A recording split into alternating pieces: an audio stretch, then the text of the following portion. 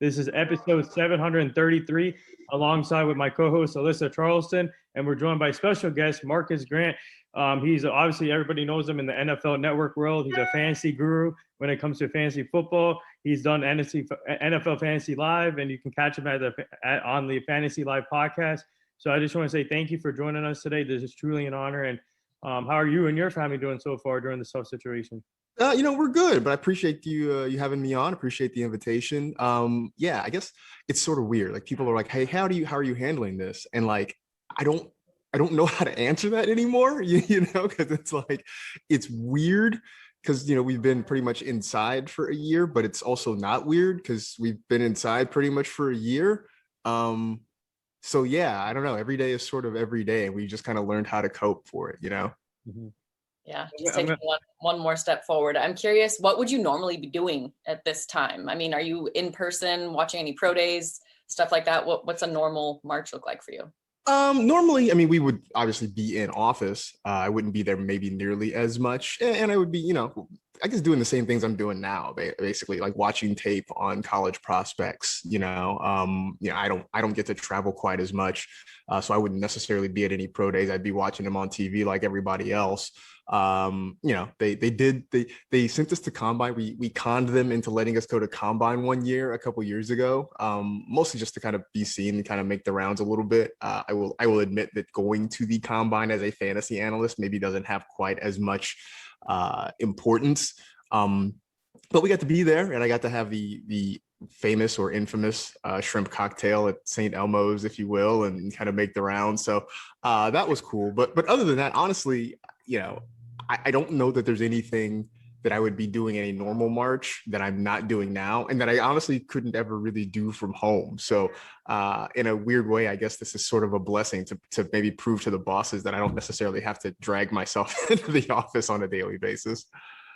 That's kind of nice. I'm outside of St. Elmo's right now. I'm here for the NCAA tournament, so I'm in. Okay. I need to check. Should I check it out? Worth it? You should at least say you've experienced it, right? I mean, I don't know how much you love shrimp cocktail. I don't know how much you love horseradish, because there is plenty of it, and it will open up your sinuses. Like, if you've got sinus congestion, go get one of them shrimp cocktails, and it will open up your sinuses. That's crazy.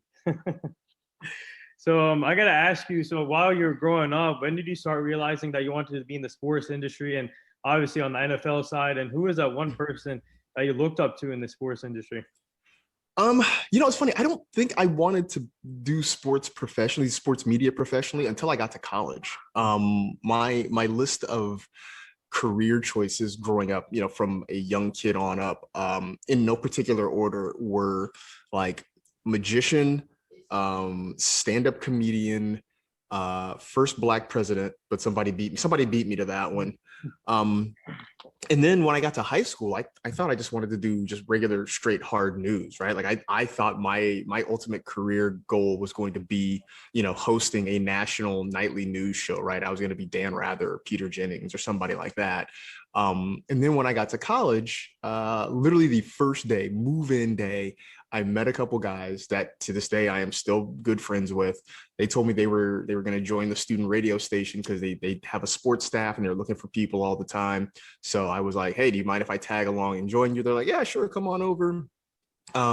We met up with the sports director there. Met up with him at actually a fraternity party. I think we somehow, talked our way into a fraternity house for a party. We met up the sports director. He's like, "Yeah, come by on Monday. We're having a meeting. We'll get you guys set up." And at that point, after doing it for a few weeks, I was like, I sort of like this. I mean, like the sports thing was easy because it was like what I did with my friends anyway back home. We would sit around, talk about sports. Hey, did you see, that bomb that Jose Canseco hit last night?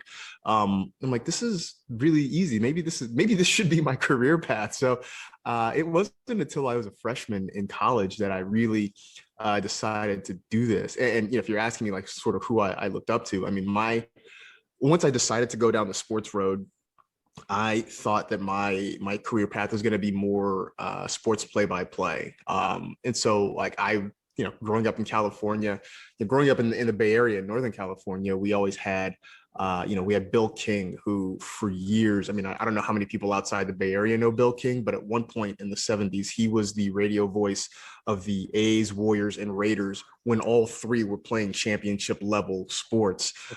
So we had Bill King, we had Lon Simmons, who did the Giants for years and then went to the A's. And then obviously, being sort of a part-time Dodger fan and then moving to LA, there was Vin Scully, and look, I wanted to be the voice of the Dodgers for a while, but Scully put a lot of us kids out of business because he just wouldn't, he held onto that job for like 60 something years. So a lot of us who aspired to that gig had to make other career plans because he just held on to it. So those are always sort of the people that I tried to kind of pattern myself after. I never, ever in my life would have imagined doing fantasy football as a career. This job found me, I think, more than I found it. Talk about longevity. I want to know his secrets because that is unbelievable, the career. So I actually heard another story about how you kind of got into NFL Network and the interview process. And I think it's really interesting. You were able to name a backup wide receiver when others weren't. Running back. Yeah. Running back. Yeah. Okay. Can you tell us some of that story? Because I think that it gets people a good idea of like how important preparation is, but also sometimes a little bit of luck and sometimes luck. Yeah. I always say, look, I have never in my life met Montario Hardesty, but if I ever meet him, I owe him a beer. Yeah. I had been working in radio for a while and my radio job sort of evaporated. The company that I worked for changed ownership. The new owner lived in Houston, wanted to move it to Houston. As look, man, he paid millions of dollars for it. That's his right to do. I wanted to stay in California. So I was unemployed, just kind of freelance working for a while. A former coworker suggested that I apply to the NFL. He had been doing some seasonal stuff with them. He's like, they're always looking for people around the season. So I went on their website, just went to the careers section of NFL.com, applied for like 5 or 6 jobs. This was in 2011 when the lockout was happening. And so we weren't sure if there was actually going to be a season at that time. So I applied for a bunch of jobs, a lot of which I wasn't qualified for. Kind of funny side story. I actually did get a rejection letter for one of the jobs I applied to. The letter came from a guy who is now a really good friend of mine that we talk regularly. And every once in a while, I bring up the fact that he turned me down for a gig. But, to his credit, I certainly was not qualified for it. So he was like, he made the right call. He definitely made the right call doing that, but I still give him a hard time. But I kind of forgot about a lot of them because months passed and nothing happened. And I sort of kind of forgot about it, went on with my life, and got a call from Michael Fabiano, who was the lead fantasy analyst here at the time, asking if I wanted to apply for a gig doing fantasy. I was like, does it pay? He's like, yeah. I'm like, sure, let's do it. So the night before the interview, and let this be a lesson, kids, the night before the interview, I read a week's worth of his column. I just read a ton of his stuff. And I kind of regurgitated a lot of his own information back to him in the interview process. But apparently the winning question for me was, what would you advise people to do if Peyton Hillis got hurt? Now, this was coming off of the huge Peyton Hillis season, maybe the one and only big season of his career, the season that landed him the Madden cover the following year. And the question was, what would you do? What would you advise people to do if Peyton Hillis got hurt? And I think everybody who interviewed said, well, I'd say go pick up his backup. And I was the only person who actually specifically named Montario Hardesty. Which honestly, I would have said his backup too. I wouldn't have known the name had I not read all the other stuff the night before. So I said Montario Hardesty. I apparently was the only person who specifically named him.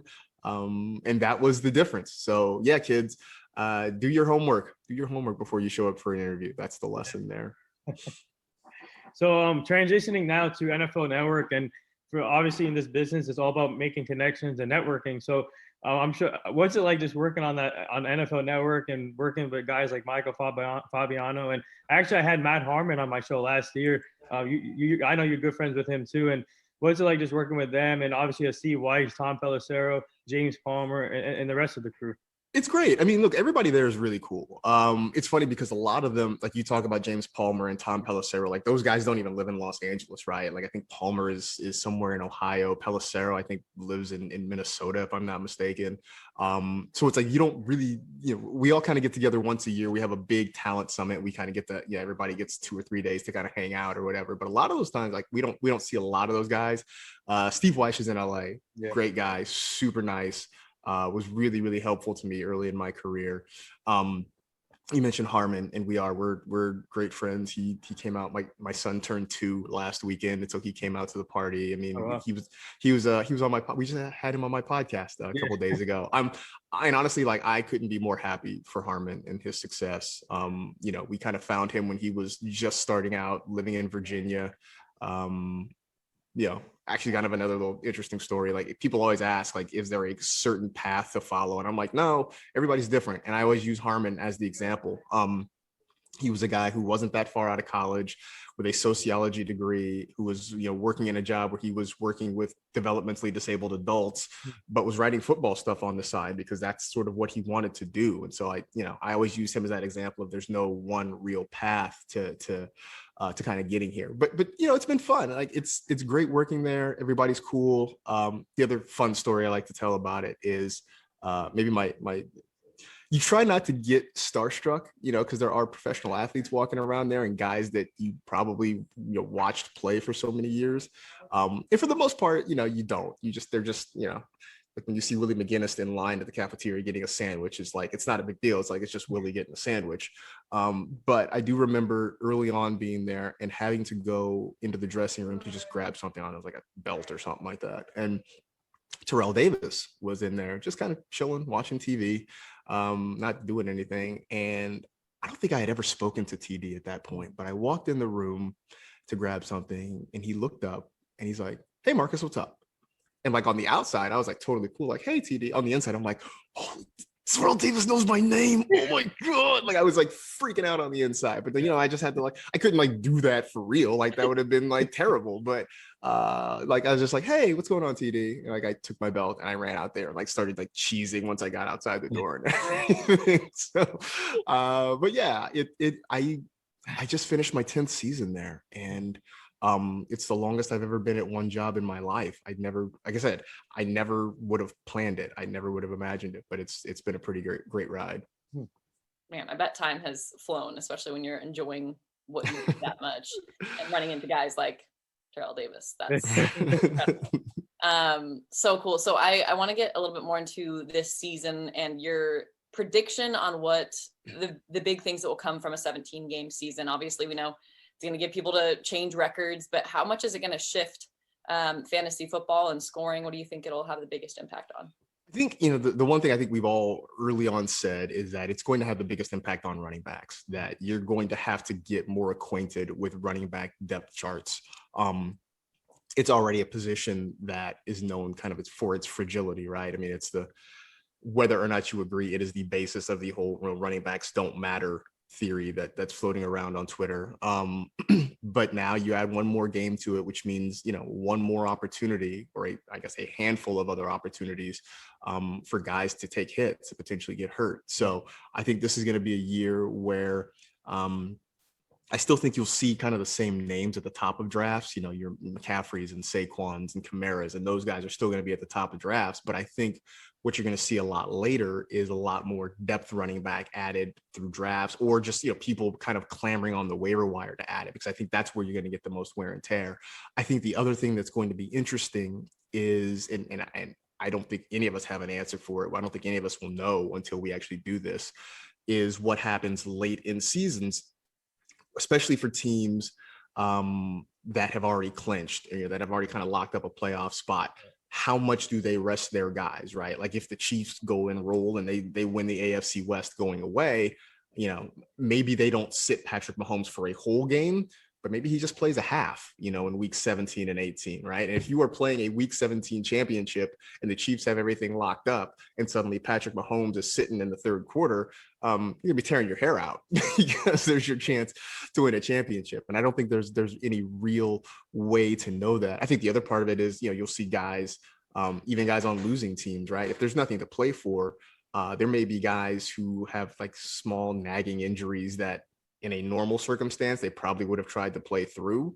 But man, if your knee's not great, if your ankle's not feeling great, your team's not going anywhere, I think there's a lot more motivation to say, you know what, might as well just sit this one out and get healthy and try to come back next year. So, it's going to be a new world for all of us, and we're all going to sort of learn this thing together. Just sort of weird. I feel like I said the exact same thing this time last year when we were talking about COVID.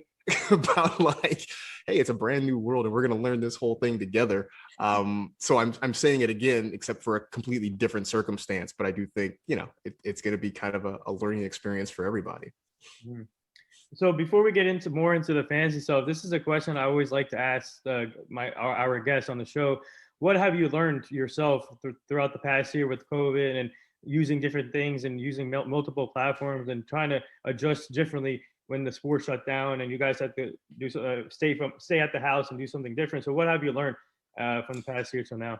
I've learned a lot more how to use Zoom, Zoom and StreamYard and whatever other platform you can name. I've certainly learned that. Like I said earlier, I sort of learned that I don't necessarily have to be in the office for a lot of things. That's the thing I'm more trying to convince the higher ups about than anything else. But I think honestly the biggest thing I learned had nothing to do with fantasy football itself. It's more about just sort of and maybe not learning, but reminding myself to just not take it so seriously, right? This past year when things would happen, when for instance, somebody would test positive for COVID and games would get postponed or moved around. When we were playing games on Tuesday or Wednesday, and people were hitting me up and they're in my mentions and stuff asking like, what does this mean? When does this game count in our standings? Why hasn't your platform done X, Y, and Z? And, at some point it's kind of like, the first time you're sort of like, oh, we're really sorry, we're really working on it, whatever. After a while, when people just seem irrationally angry, it just turned into, hey, look, you know what? Take a deep breath. Let's just be happy they're playing these games at all. Like maybe we should worry about the guys who are sick or the guys who are, kind of putting themselves in harm's way for our entertainment, right? Like we play a game based on a game. And so it sort of became, I think, midway through the season that I think a lot of us got fatigued with people just being outraged over scheduling things, most of which were beyond our control, right? Like I have no say on, when the Ravens and Steelers or whatever we're going to play because somebody caught COVID. And so I think it reinforced the idea for me and maybe a lot of other people that like, hey, this is not serious. Like I always say, like if we woke up tomorrow as a society and fantasy football was no longer a thing, I mean, one, I'd have to find a new gig or something like that. But I don't know that the world necessarily is any worse off. And I think that was maybe the big takeaway for me from 2020. I feel like so many people can find those little details in whatever they do that they realize they took too seriously. They're like, okay, I can chill on that for the next. Right. Like, it's not that serious. Has there ever been an instance where you had an evaluation on someone and maybe years later or a few months later you run into them and they see you and they try to like jokingly call you out on it, or any funny interactions with players like that? The only time I really had that happen was a few years ago with James Jones, when he was still with the Packers. And it's funny because he is a coworker now, and I don't think he remembers this interaction because he was still playing.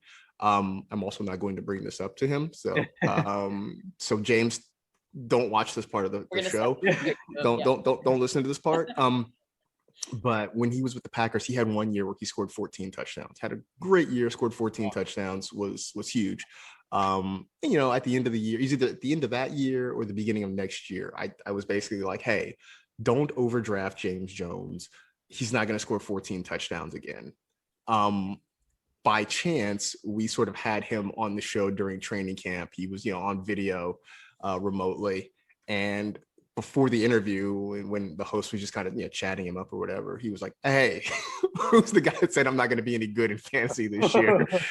And so I kind of quietly stood off in the corner and like didn't say much of anything. It turns out James Jones is a really good guy, really funny guy, really good natured dude.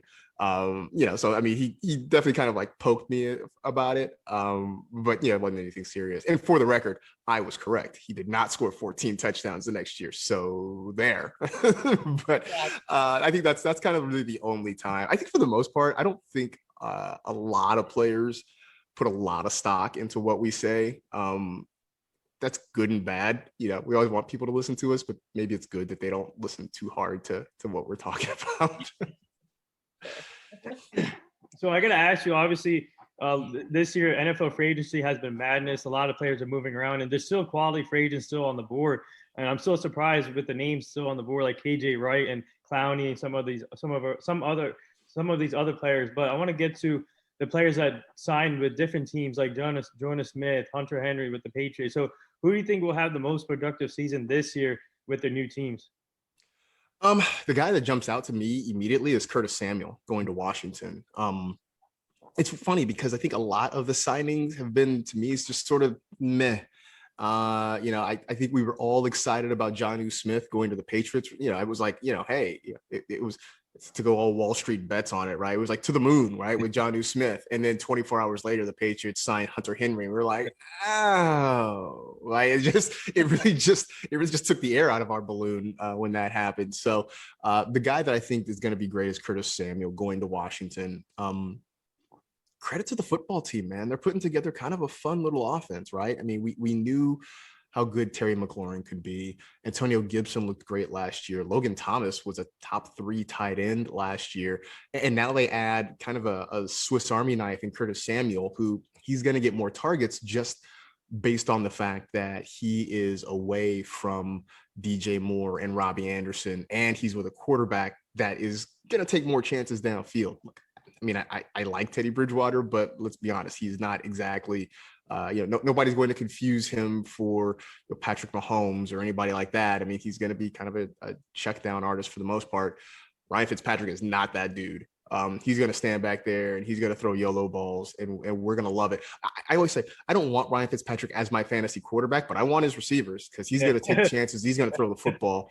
And so I think Curtis Samuel also reuniting with his old coach and Ron Rivera there in Washington. I think of all these signings, I think he's the one who maybe is poised for the biggest jump in production this year.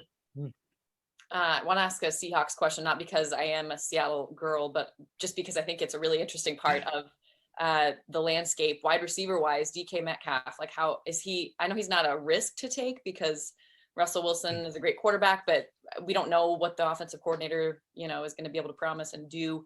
What do you expect out of Seattle with some of the turmoil they've had with Russ, and what kind of production do you think DK can provide? Well, as long as Russ is there, I think everything is sort of status quo, right? I mean, everything, nothing has really changed in that offense on the field. I mean, I know Russ isn't completely happy with his situation there, but as long as the band is together, I think DK is going to be great. I think he's going to be one of the top, probably say top 5 receivers off the board. And I think he certainly has that potential. The thing about Seattle's passing game that we love for fantasy is that it's, a term that Matt Harmon coined, at least that I first heard from him, was it's a concentrated passing game.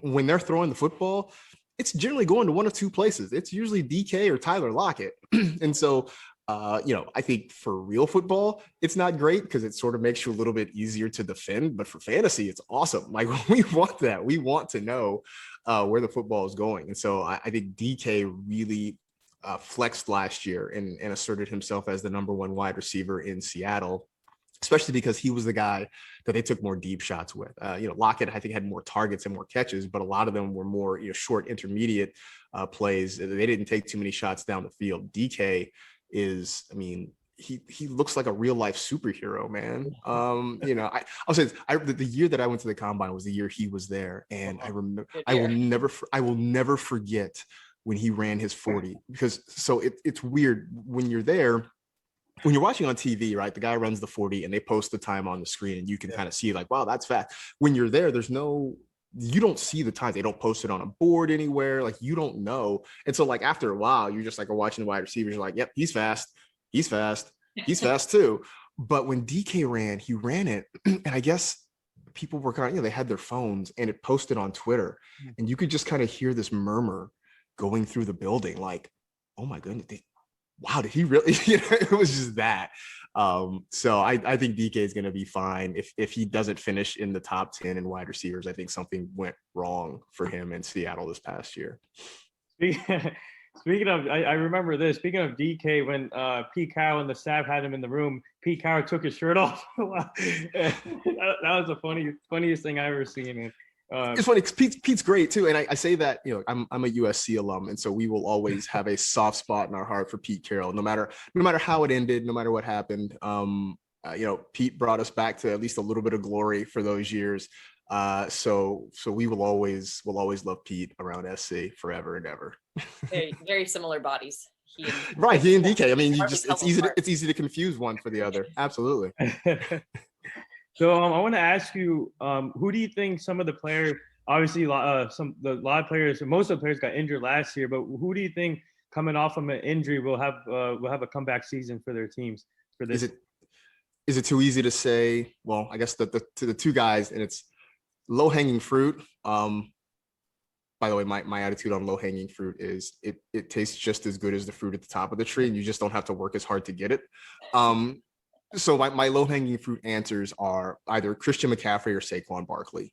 I know McCaffrey was frustrating for anybody who had McCaffrey. He only played 3 games, and it just seemed like the Panthers were teasing us every couple of weeks. Like, hey, he looks like he's close. Hey, he's on the practice field. Hey, he put on cleats today.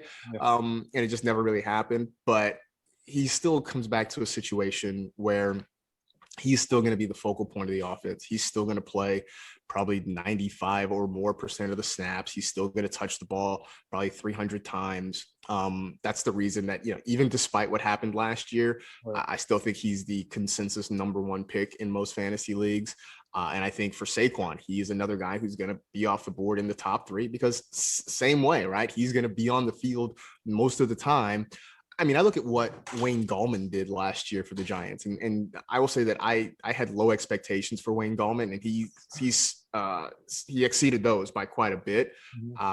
So if he can do that, I think we would all agree that Saquon is a better player than Wayne Gallman. So if Gallman can have success, I think Saquon can go back, as long as he stays healthy, to being the guy that we saw a couple of years ago. So I think those are the first 2 guys I think of that got hurt this past year that I think are going to come back and have great years in 2021. Interesting.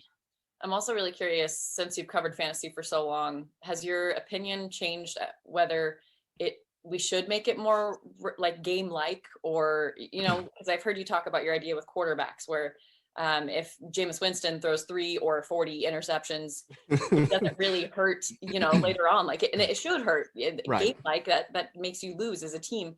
Do you still hold that opinion? Like, should we make it more game-like, or is part of the fantasy side, should we keep it fantasy? No, I do think it should be more like the real game. I think we should do more things to also incorporate sort of luck. I think every time you hear people talk about changing the game, and especially when we have those conversations, it's usually about getting rid of positions or adding more flex spots, because I feel like the argument always is, well, I can't project X, Y, or Z, so let's not, that's the whole argument against kickers, right? Like, it's hard to project. They're so variable from week to week. And I'm like, I don't know. I sort of like that. I like that because one, if we could just easily project everything, I think that one, it kind of takes the fun out of it, right? It's like watching a movie where the ending. It's like, all right. I mean, it's kind of fun, but not really. The other part is I sort of like having that variance in there because I think it levels the playing field between the hardcore folks and some of the more casual folks who play the game.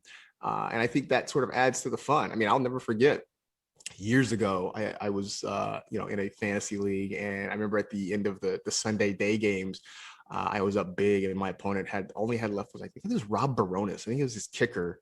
And I think I remember leaving my buddy's house that day saying, dude, unless Rob Baronis kicks 9 field goals, I'm golden. And I think Baronis kicked 7 that day. I was really sweating it at one point, So I think that's always a fun part of the game, is just to kind of have that variance there. So I'm definitely in favor of it. I think, I just think I don't know.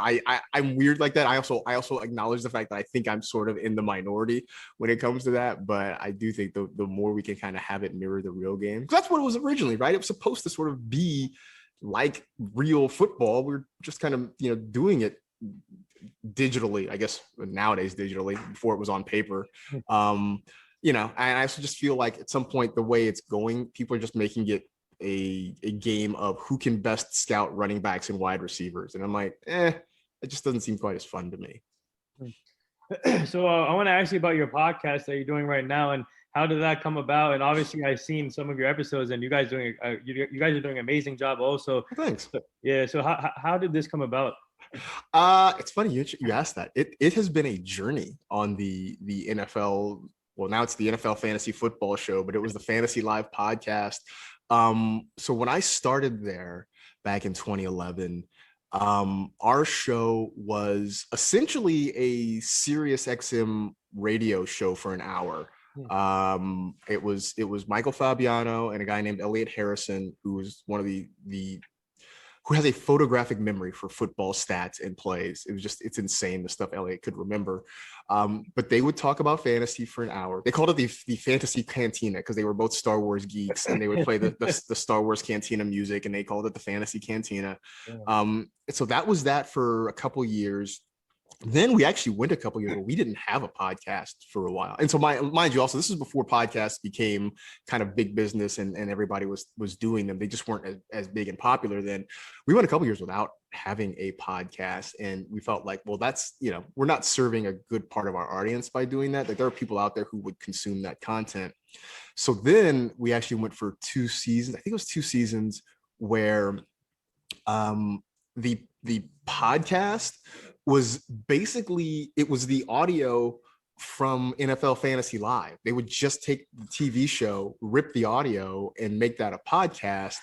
I don't think that was satisfying for anybody, because if you watched the show on TV, you're like, well, I've already seen this. I already know what's happening.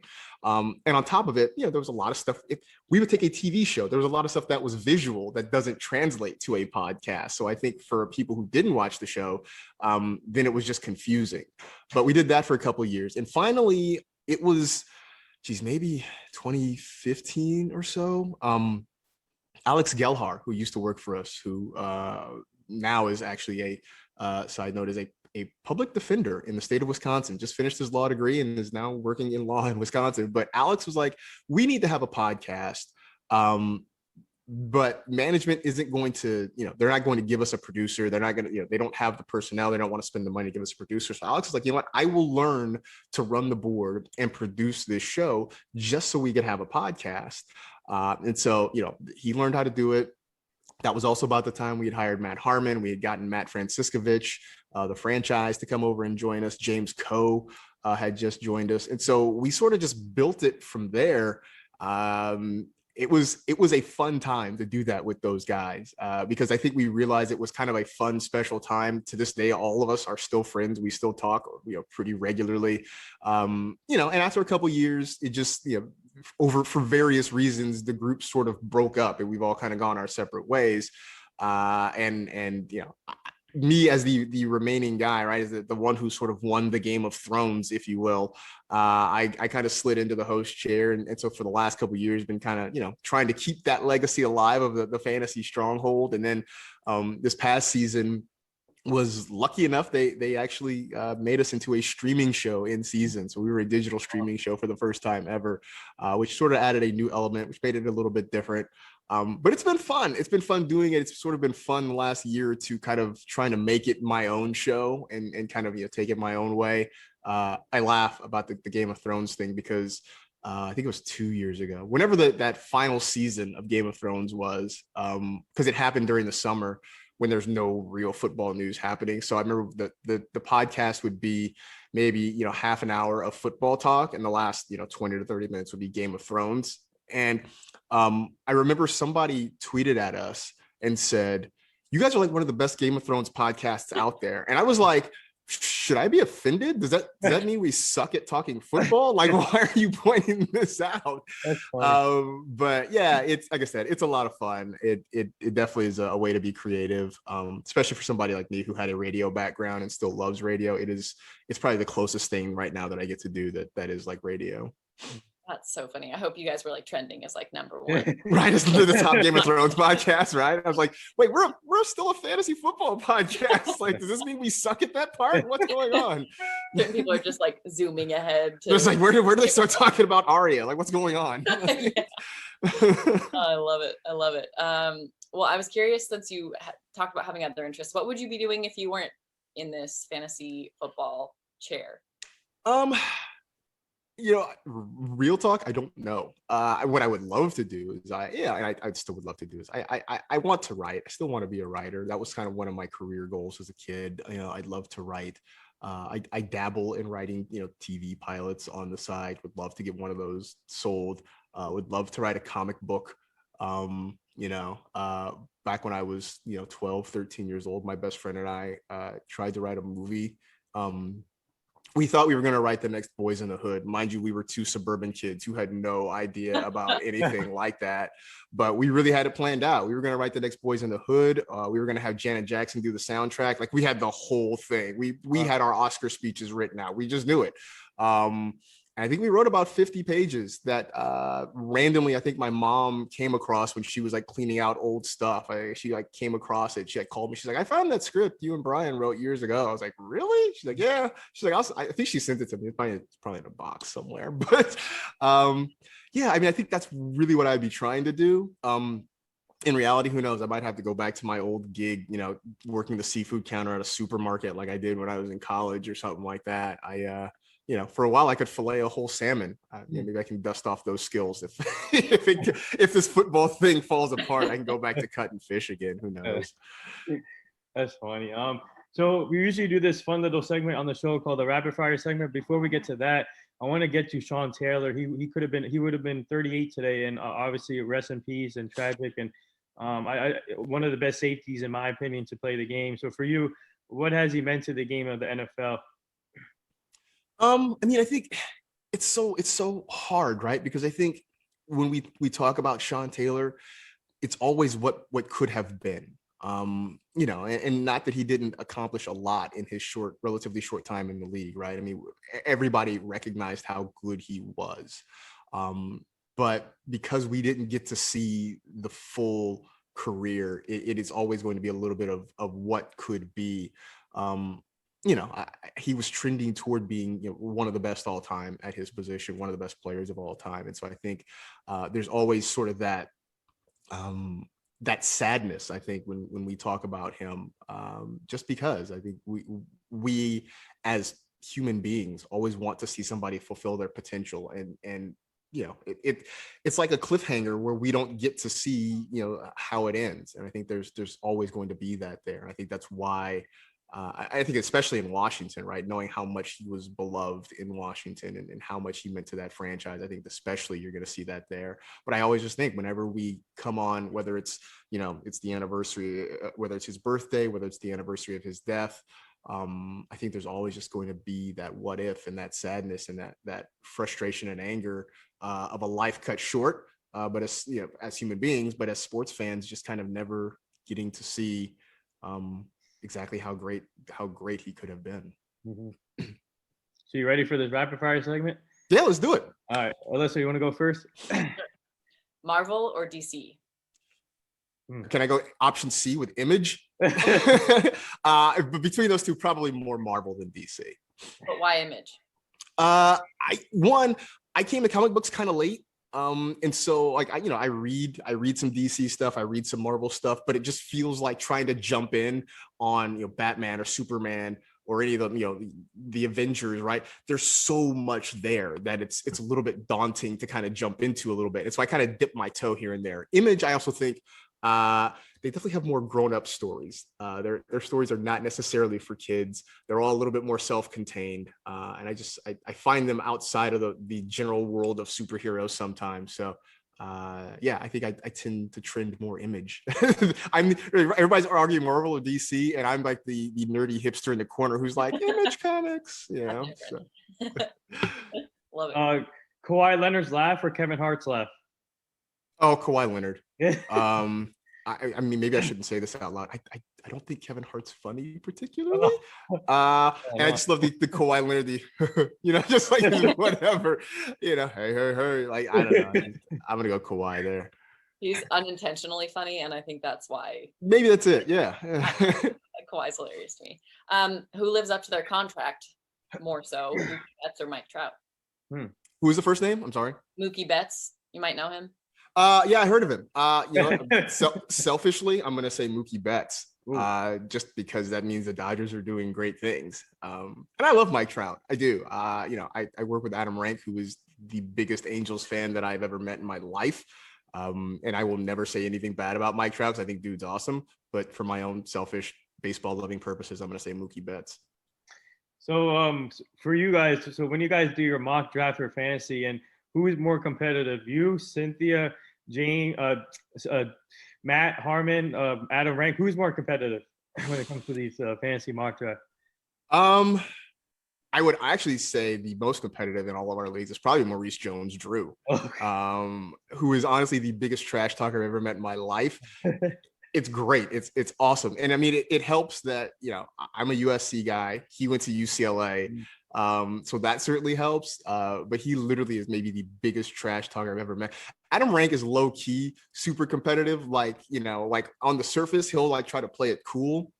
But he also is a huge wrestling fan. And so he will love to like kind of cut wrestling promos and be the wrestling heel that whole time. So on the surface, he might, act like he's all cool and everything. But like deep down, we know that he's like, quietly making moves. He's trying to make trades and free agent ads because, if he wins, then we just know he's going to be wearing a championship belt around the office for like weeks at that point.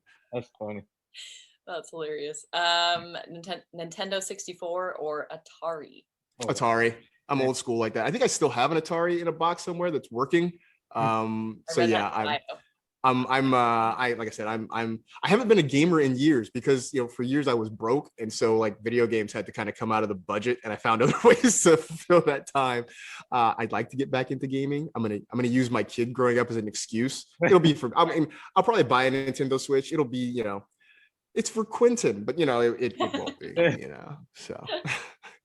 All right, favorite food. Ooh, wow. That's a good call. I'm gonna generally say Chinese food.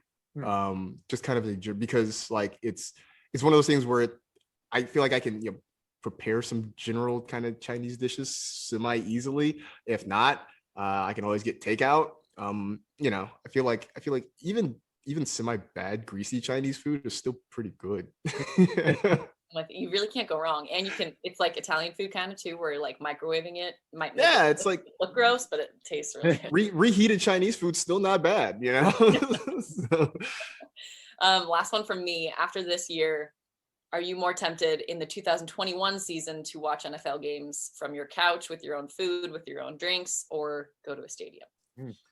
Oh, I would always, I was always more watching it at home versus the stadium. And I think I don't know if it's because I do fantasy, and so like when you're at the stadium, you're pretty much just watching one game, whereas when you're at home, you can watch Red Zone, you can just flip channels and watch multiple games, what have you. So I think I've always been that. Also, maybe I shouldn't say this, like because I've gone to a lot of college games too. I just feel like the atmosphere obviously is different, right? Like I always say, if I was ever struck blind, you could sit me at a USC game next to the band, and I can tell you everything that's happening based on what song the band is playing. And you can't get that right at an NFL stadium. You just can't. So maybe I'm sort of biased that way, but yeah, NFL games I think at home for me is still going to be the way to go. So before we get to the last two things, I just want to ask you, I'm a big Dallas Cowboy fan here in Jersey, and I want to ask you about two players, Dalton Schultz, one of our tight ends, and also Amari Cooper. What do you think of their value for this year? I mean, I sort of like Dalton Schultz, but I think he's going to take a backseat to Blake Jarwin. And Jarwin was that dude last year. And I'll admit that Adam Rank was kind of the first one on this train, and he brought me along. Was to kind of get on the Blake Jarwin deal. And I drafted him in a lot of spots last year. And unfortunately, obviously, he got hurt and missed pretty much the entire season. So I think, for all the good things Schultz did, I still think he's going to take a back seat to Blake Jarwin this year in that offense. I think I like Amari Cooper. Yeah. The thing that made me nervous about Amari Cooper last year is that he was like Six Flags, right? He was riding a roller coaster. Some weeks it's great when he goes out and gets you that 30-point game. It sucks the very next week when he comes back with like 6 points. And so that sort of made me nervous. Last year, though, he was a lot more steady week to week. And so that makes me feel better. The only caveat I would have is that I think CeeDee Lamb is going to start closing that gap in a hurry there. Yep.